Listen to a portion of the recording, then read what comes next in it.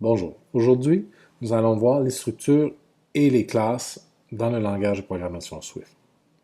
En gros, en Swift, comme dans les autres langages de programmation, la différence principale entre une structure et un objet et le constructeur, donc un objet va avoir un constructeur, et la possibilité d'utiliser l'inhéritance qui est réservée aux classes. Okay? Donc, si on veut définir une classe, par exemple en Swift, ce qu'on va faire, c'est qu'on va utiliser le mot-clé class, okay, et ensuite définir notre classe. Même principe, si on veut définir une structure, on va utiliser le mot-clé struct, okay, une structure, et définir notre structure ici. Donc ici, on a deux exemples, un exemple d'une structure et l'exemple d'une classe. Okay. Donc, je vais définir une structure dimension qui va me permettre de stocker, par exemple, les dimensions d'un colis ou les dimensions de n'importe quoi. Donc, une dimension, ça va avoir une hauteur, une largeur, une profondeur. Donc, ce que j'ai ici, c'est des propriétés. OK? Donc, ça, c'est les propriétés de ma classe, de ma structure dimension. Donc, les propriétés sont définies avec var. OK? Donc, c'est une propriété qui pourra être modifiée par la suite. Même principe, si je veux définir une classe, ce que je fais, j'utilise le mot-clé classe, donc classe colis, et lui, le colis va avoir trois propriétés. Donc, une dimension, okay, qui est de type structure dimension, un destinataire qui va être une chaîne de caractères, et si le colis a été livré ou pas, okay, qui va être un booléen. Donc, par la suite, ce que je peux faire, je peux créer une instance d'une structure ou d'une classe.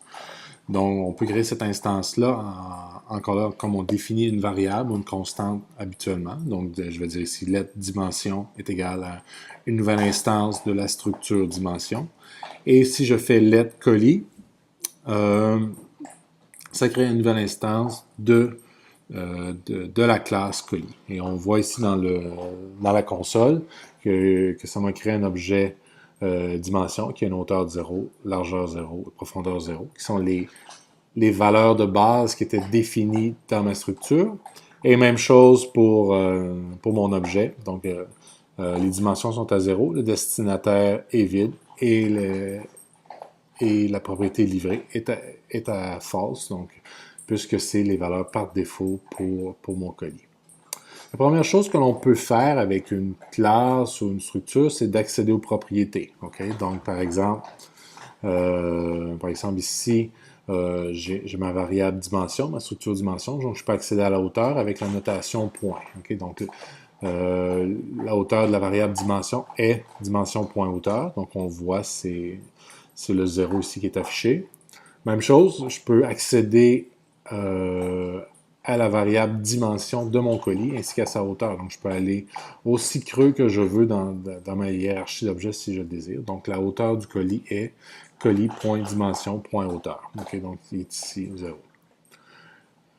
Deuxième chose qu'on peut faire, c'est modifier une propriété. Donc maintenant, mon colis, ce que je peux faire, je peux aller modifier, par exemple, la hauteur de mon colis. Okay? Donc, ce que je vais faire, bon, colis.dimension.hauteur est égal à 50. Donc, ce que l'on voit maintenant, c'est que la hauteur de mon colis est maintenant à 50 dans la structure qui fait partie de ma classe colis. Okay? Donc, je peux l'imprimer. La hauteur du colis est maintenant colis.dimension.hauteur. Ce qui est intéressant avec une structure, c'est qu'on peut initialiser les paramètres ou les propriétés d'une structure directement lorsqu'on crée cette structure-là. Donc, dimension 2, par exemple, je crée une deuxième version de l'objet. Okay? Une deuxième version de la structure, dimension 2, je peux spécifier hauteur égale 24, largeur égale 12, profondeur égale 36. Donc, la structure a déjà, par défaut, 24, 12 et 36. Okay? Donc, c'est déjà réglé. Si je voulais faire la même chose avec une classe, il faudrait que je crée un constructeur, ce que nous allons voir un petit peu plus tard dans ce cours. Okay? Chose qui est importante à se rappeler, c'est que les structures sont un type valeur. Okay? Les types valeurs sont des types qui sont copiés lorsqu'ils sont assignés à une variable ou une constante ou qu'ils sont passés à une fonction. Donc ici, je crée une troisième structure, okay, qui a une dimension 10, 10, 10. Et puis, pour la quatrième structure, okay, donc la quatrième dimension, je fais une copie, tu sais, je copie, je lui assigne dimension 3 et je change la hauteur de dimension 4. Ce que je vois, c'est que la hauteur de dimension 4 est maintenant à 20, mais la hauteur de dimension 3 est toujours à 10. OK?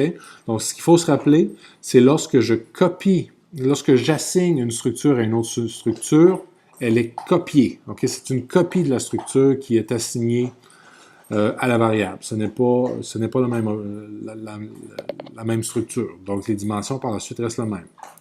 Par contre, les classes sont de type référence. Elles ne sont pas copiées lorsqu'on assigne une variable constante ou qu'elles sont passées une fonction.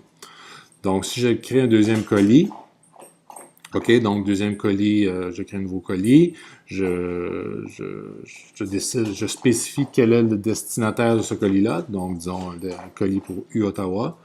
Par la suite, je crée un troisième colis qui est assigné, donc j'assigne colis 2 à colis 3 et que je change le destinataire de colis 3. Si je regarde maintenant, colis 2 et colis 3 ont maintenant la nouvelle valeur de destinataire. Donc les deux, OK? Donc puisque les classes sont de type référence, colis 2 et colis 3 pointent vers la même instance de la classe, OK? Donc pointent vers le même objet. Le même objet de type colis.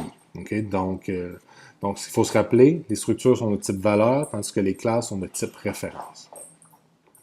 On peut savoir si deux variables constantes réfèrent à la même instance d'une classe à l'aide de l'opérateur égal, égal, égal, 3 fois. Okay? Donc, colis 2 et colis 3 sont la même instance. Okay? Donc, pointent vers le même objet.